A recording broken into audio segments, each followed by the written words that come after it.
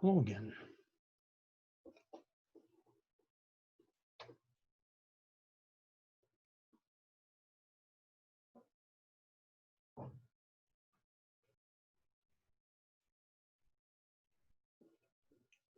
Greetings.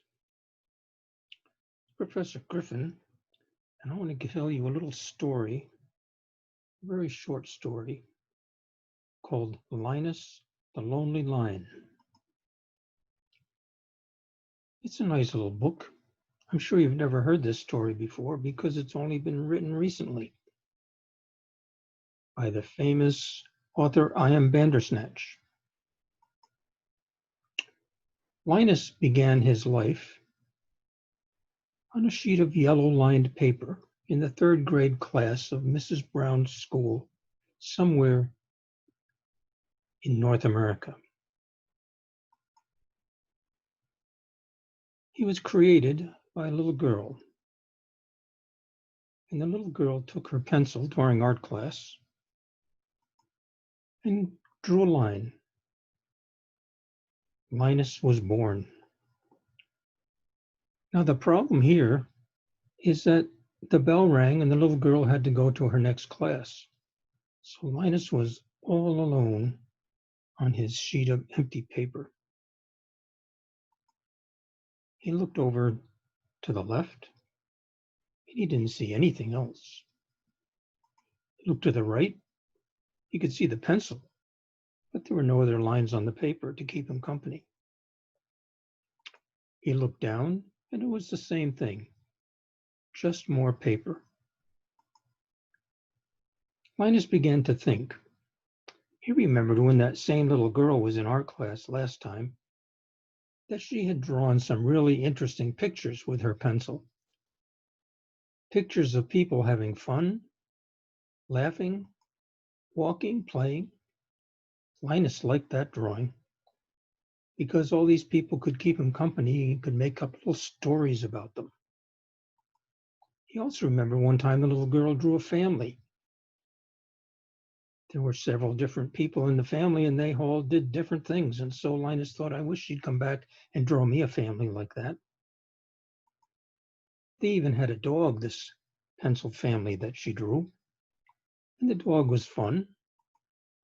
And they had a car. Now the car wasn't really fun because the way the little girl drew the story, it never ran right. And somebody always had to push it down to the garage to get it fixed. He thought again of things from the past, and he thought, even if she drew a couple more lines before she went away, I'd have some company. I don't care if they're interesting lines, just so long as they're on the paper with me. But that dream vanished because there was nobody there to draw them. Then Linus heard the bell ringing again. He said, oh, her class is ended. Maybe now she'll come back and draw something. So he stood up extra straight and waited and waited. And sure enough, she did come back and she drew a big long line right under Linus's feet. She said, this looks like fun. Now I don't have to hold myself up. I've got something to stand on. And she drew another line just like him on the other side. Oh, it's my twin.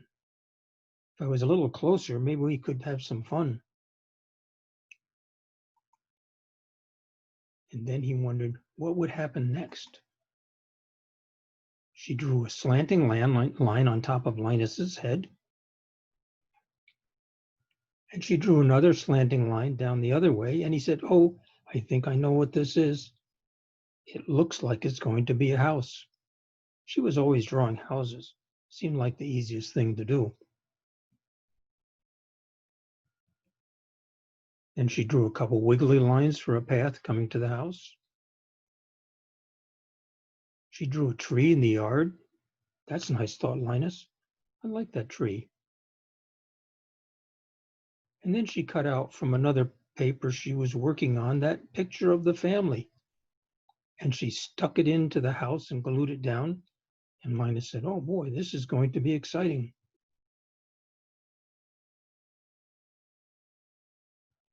And she drew a line on the end of the house and another line.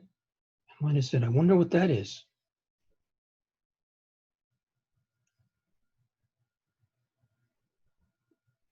But soon he found out it was a garage for the car, the same old car that never ran right.